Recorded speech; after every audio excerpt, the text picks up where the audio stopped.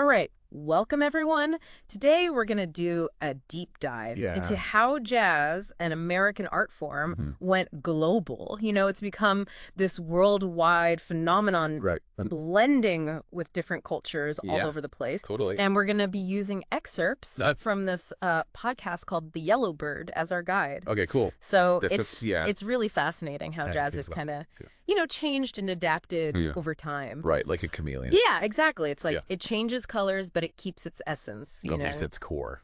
So we got to start at the beginning. Yeah, let's go back. New Orleans, the birthplace of jazz, right? But like, what made it such a fertile ground for this music? Well, New Orleans was really unique. I mean, think about it. Right. Late 19th, early 20th century, a true melting pot. Right. You had all these influences swirling together. African rhythms, European harmonies, and the blues all coming together.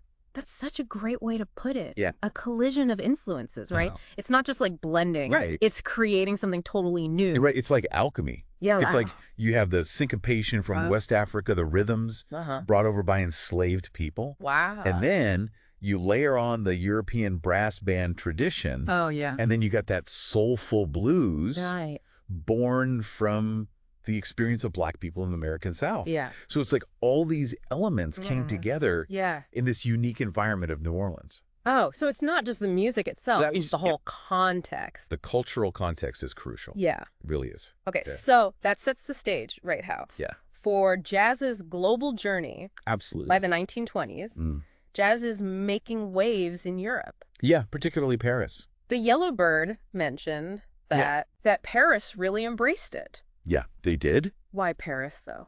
Well, think about it. Yeah. Europe's recovering from World War I. Right. There's this sense of disillusionment.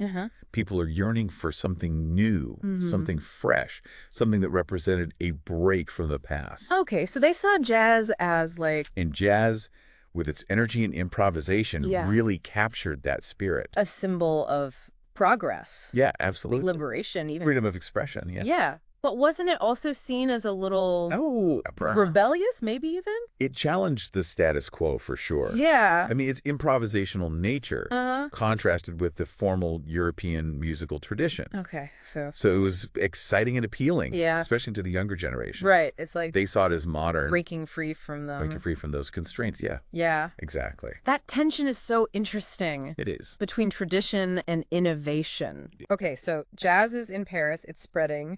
Then the Yellow Bird talks about this thing called jazz diplomacy. Oh, yeah. During the Cold War. Yeah. Like, was the U.S. government actually using jazz as a political tool? They absolutely were using jazz as a tool during the Cold War. Like, how so? Well, the U.S. and the Soviet Union locked in this ideological battle. The U.S. saw the power of jazz to connect with people across cultures. Yeah. So they started sending jazz musicians like Dizzy Gillespie, Louis Armstrong, Duke Ellington on these international tours as cultural ambassadors. So jazz was like a kind of secret weapon to spread. It was a form of soft power, definitely. The idea was to showcase American talent and creativity and counter Soviet propaganda. I guess it worked. I mean, because those are some of the biggest those are giant names in jazz. Yeah, absolutely. But like, was it purely political? That's a great question. For the musicians themselves? It was complex for them, I'm sure. Right. On one hand, they get to share their music with the world. Yeah, which is amazing. Incredible. But on the other hand, they're being used to further political agendas that they may not have fully agreed with. It's like they're caught in the middle. Yeah, a bit of a tightrope walk for them. Yeah. Yeah. So this brings us to Dizzy Gillespie. Okay, yeah. Who's a key figure in these jazz diplomacy tours. Absolutely. The Yellow Bird played Manteca. Oh, yeah. Which has this incredible fusion. It's a great example. Of bebop and Afro-Cuban rhythms. Of how jazz was being transformed by these encounters with other cultures. Yeah. The way Gillespie weaves those Afro-Cuban rhythms into bebop.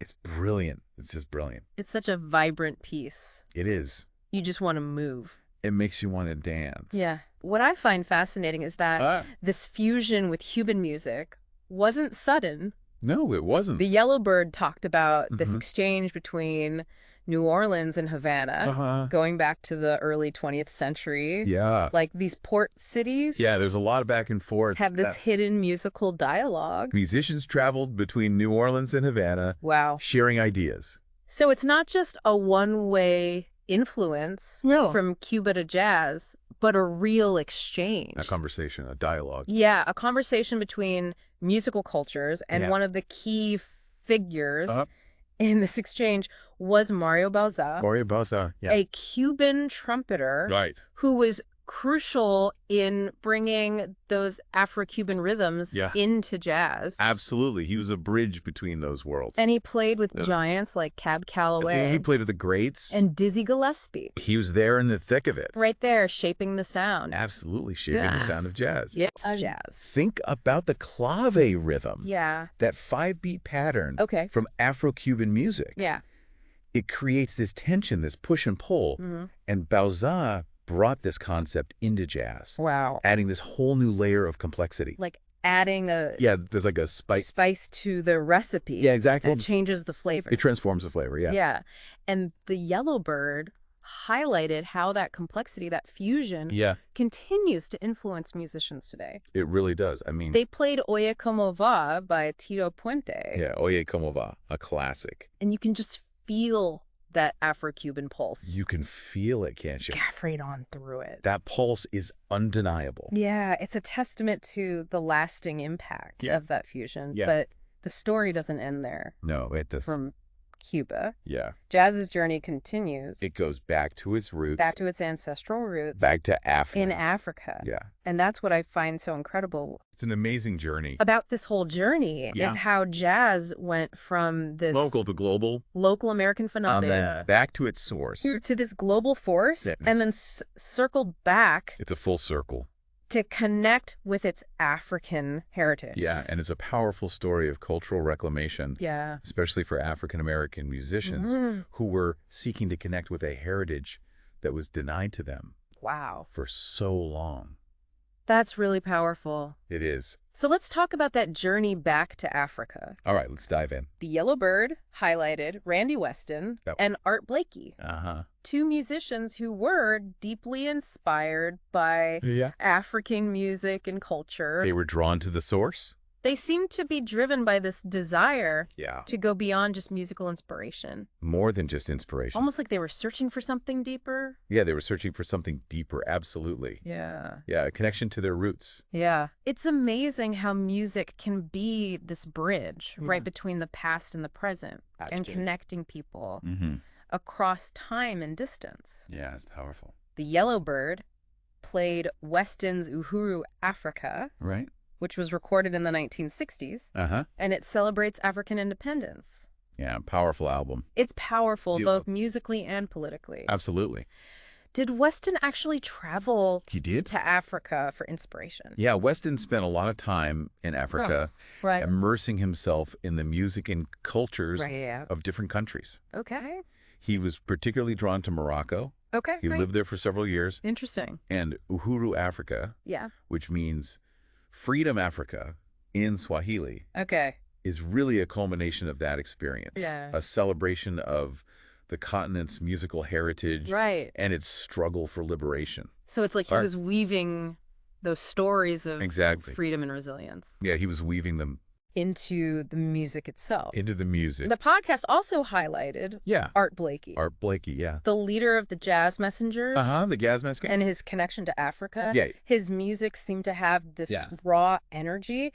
Oh, it's this powerful rhythmic drive. Powerful rhythmic drive, yeah. Blakey was another key figure in this movement of jazz musicians reconnecting with their African heritage. Okay. He believed that the roots of jazz lay in Africa. Interesting. And his drumming was a powerful expression of that belief. Wow. He incorporated polyrhythms, complex layers of different rhythms happening simultaneously, creating this incredible driving hypnotic effect. A lot of different rhythms. Yeah, a lot of different rhythms. Layered on top of each other. Layered on top of each other, exactly. The Yellowbird played a clip of his song, The African Beat. The African Beat. And it's just electrifying. Yeah, it's electrifying, isn't it? It's like you can feel it. That ancestral connection. Yeah, you can feel that connection. It's pulsating through the music. Those echoes of African drumming traditions. Yeah. But it's still unmistakably jazz. Yeah. Blakey wasn't trying to replicate African music. Right. He was translating it through his own lens. Right. Fusing it with the language of jazz to create something fresh and powerful. So we've gone from the streets of New Orleans. Yeah, we've been all over the world. To the salons of Paris. The vibrant clubs of Havana. Yeah. And the heart of Africa. Yeah, what a journey. It's incredible. It is incredible how this music has touched so many different cultures. So many different cultures. It really has. But it seems like jazz wasn't just influencing those cultures. No. It was also being influenced by them in return. It was a two-way street. Yeah. Jazz is all about improvisation and dialogue. Okay. And that extends to its interactions. With other cultures? Yeah. It's like a conversation, a back and forth exchange of ideas. So it's not just this American art form. It's not just an export. Spreading outwards. Yeah. But a truly global conversation taking place through music. Exactly. And that's why we see such incredible diversity. It's how the styles and fusion. Jazz styles and fusions. We've talked about Afro-Cuban jazz, the influence of African music. Yeah. But there are countless other examples. In Japan, you have Toshiko Akiyoshi. Oh, wow. Brilliant pianist and composer. Okay. She incorporates traditional Japanese scales and instruments into her jazz compositions. Okay. Creating this beautiful, almost ethereal sound. Wow. I never thought. Yeah, it's unique. About how Japanese scales would blend with jazz harmony. Well, the pentatonic scales, common in Japanese music, they have this spacious modal quality that really lends itself to jazz improvisation. That's fascinating. And she incorporates instruments like the koto, a traditional Japanese zither. Wow. Adding a delicate textural element to her music. It's like each culture brings something unique. Its own unique flavor to the mix, expanding the palette of jazz. Expanding the palette, exactly. And we can't forget Bossa Nova. Oh, Bossa Nova. That amazing fusion of samba and jazz. Right, from Brazil. That emerged in Brazil in the 1950s. In the 50s, yeah. Yeah. Such a captivating blend of styles. It is. You have that laid-back, sensual rhythm of samba. Yeah. Combined with the harmonic sophistication of jazz. Right. It's music that makes you want to both dance and daydream. It's like jazz went on this world tour. Yeah, like a world tour. And picked up souvenirs along the way. Picking up souvenirs, I like that. And incorporated them into its musical language. It's incorporating them into the language. And this process of cross-cultural exchange yeah. and innovation continues to this day. It continues, absolutely. Contemporary jazz musicians. Yeah, they're drawing inspiration. They're drawing inspiration from all corners. All over the globe. Blending jazz with everything. Right. From hip-hop. Yeah. Electronic music. Wow. Indian ragas. That's amazing. Middle Eastern rhythms, you name it. It's amazing to think about how this music, born in New Orleans. Yeah, from those humble beginnings. Has become this global tapestry. A global tapestry. Woven from all these threads. Literal threads. Yeah, it's beautiful. Yeah. It's a testament to the power of music. Yeah. To connect people, to bridge cultures, to transcend borders. It really is. And that's what makes exploring the global influence of jazz so fascinating. Right. It's not just about the music. Right. It's about understanding the cultural context, the historical forces, the human connections that shaped its evolution. It's like piecing together. It is. It's like a puzzle. A giant puzzle where each piece represents a different interaction. Represents a different cultural interaction. Yeah, a different musical innovation. And as we piece it together, we start to see how jazz, we see the big picture, became this incredible vehicle. Yeah, a vehicle for cultural exchange. The cultural exchange, for dialogue. For pushing boundaries. For pushing creative boundaries. Exactly. It's mind-blowing. It is mind-blowing. When you think about it. Yeah. This music born in the heart of America.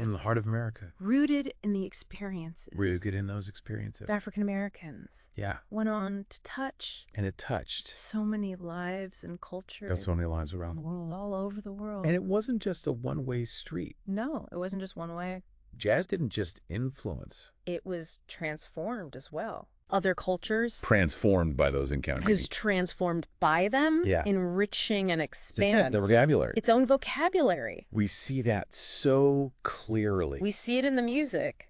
In the fusion of jazz with Afro-Cuban rhythms. Afro-Cuban rhythms, absolutely. And the incorporation of traditional Japanese music. Japanese music, And in countless other examples. It shows the adaptability of jazz.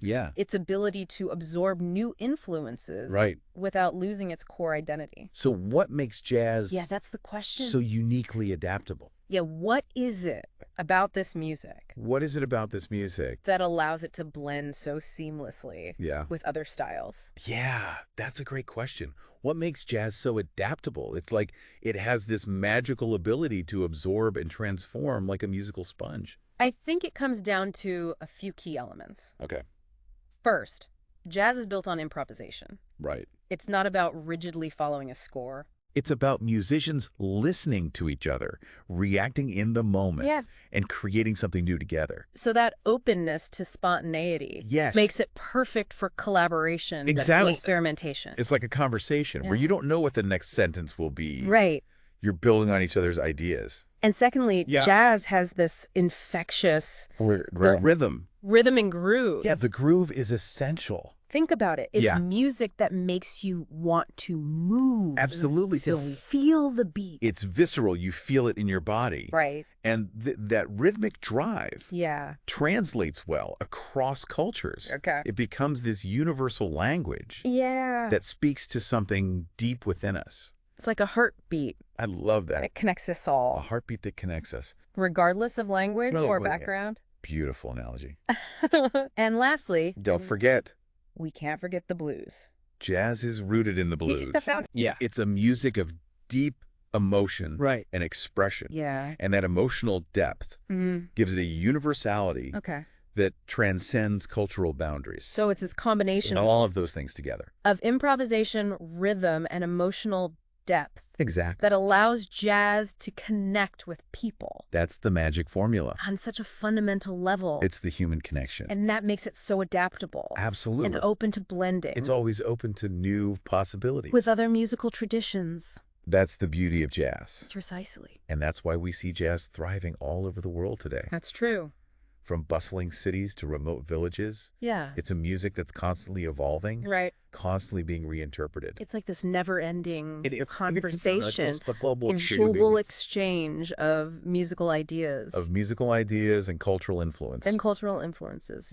Always building on itself. And that's what keeps jazz so... That's what keeps it alive. Vibrant and exciting. Keeps it fresh and exciting. It's always pushing boundaries. Always pushing boundaries. Always seeking new ways. New ways to express the human experience. That's what it's all about. What I love most about jazz is that anyone can join this conversation. Anyone can join. You don't have to be. You don't need a degree. A virtuoso musician. Nope. Or a music scholar. It's for everyone. To appreciate it. Just open your ears and your heart. It's about opening your ears and your heart. And your mind. To this world of sound and rhythm. So if someone's listening to this deep dive and thinking, wow, jazz sounds amazing. Where do I even begin? That's a common question. I always suggest starting with the roots. Okay. Explore the music of New Orleans. Listen to the pioneers. Like Louis Armstrong. Jelly Roll Morton. Ting Oliver. They lay the foundation. For understanding how jazz evolved. And then from there. Then you can branch out. Explore different eras and styles. Different fusions, different interpretations. It's like opening a door to a whole new world. It is. It's a world of discovery. Yeah. Dive into bebop with Charlie Parker and Dizzy Gillespie. Wow. Get lost in the modal explorations of Miles Davis. Okay. Feel the groove of Latin jazz with Tito Puente. Right. And let yourself be transported by the spiritual jazz of John Coltrane. It's a journey of discovery. It is. And there's something out there for everyone. Absolutely. There's something for everyone. But don't forget to explore. Don't forget the contemporary scene. A contemporary jazz scene. There are so many incredible musicians out there today. Pushing the boundaries of the genre. Right. Blending jazz with hip-hop, electronic music, wow, world music, you name it. It's a really exciting time. It's a vibrant time to be a jazz fan. To be a jazz fan. The music is alive and well. Yeah. the conversation continues. This has been such an eye-opening deep dive. It has been a journey. It's taken us from the birth of jazz. From New Orleans to the world. In New Orleans, all the way to its global reach today. Yeah. We've heard about its power to connect. To connect, to inspire. To inspire and to challenge. And to challenge, absolutely. We've seen how it's evolved. Through collaboration and fusion. Through collaborations. Yeah. And fusions. So many fusions. With countless cultures. Countless cultures, yeah. It's just a glimpse. A small window. Into this vast and complex story. With so much more to explore. With countless musicians. Yeah. Cultural exchanges. And musical innovation. And musical fusions. We could talk for hours. That we didn't have time to explore. But hopefully this deep dive has sparked your curiosity to keep exploring the world of jazz. So to wrap things up, I want to leave you with a thought-provoking question. A question to ponder. We've seen how jazz, born in America, became this truly global phenomenon. A global force. Blending with and transforming cultures. So transforming and being transformed. Along the way, what other musical or cultural fusions can you think of? What other examples come to mind? That parallel this journey. Like other art forms. What other art forms? Have transcended borders. Have transcended borders and sparked these kinds of intercultural dialogues. It's a great question to think about. It really highlights the interconnectedness of human culture and how ideas and expressions can travel across continents, evolve and create something entirely new. It's a beautiful reminder that we're all part of this intricate web. Intricate web of cultural exchange. Oh, cultural exchange. Constantly influencing and being influenced. Constantly influencing and being influenced by each other. It's a beautiful thought. So keep exploring. Keep exploring. Keep listening. Keep listening. And keep that conversation going. That's what makes life so fascinating. We'll see you next time on The Deep Dive.